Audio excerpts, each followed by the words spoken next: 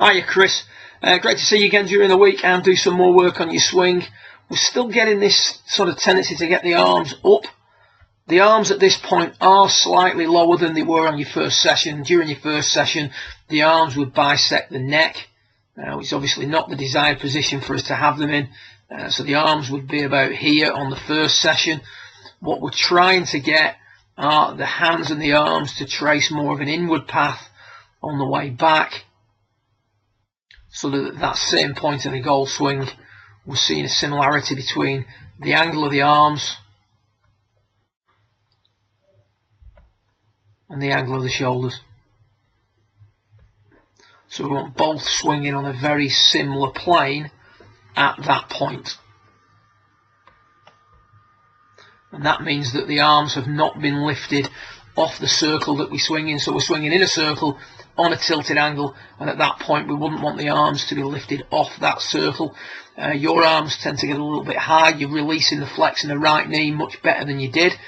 Still want to work a little bit more on your posture when you come next time, and I also want to calm down the amount of loading of the wrist that you have. I just want to calm that down and see the effect it has on the way your body works. If we look at you now from down the line towards the end of your session, we're just trying to, with the cane, we're just trying to encourage the arms to stay in for longer.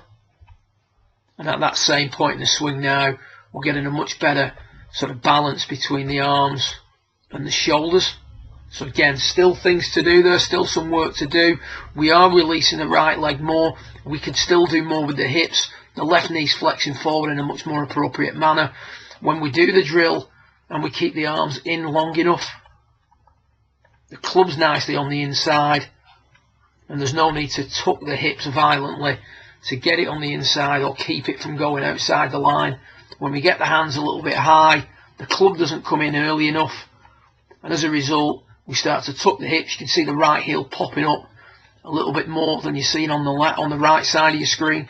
That's you tucking the hips under and raising the butt of the club to help keep the club inside, or help prevent the club coming too much from the outside.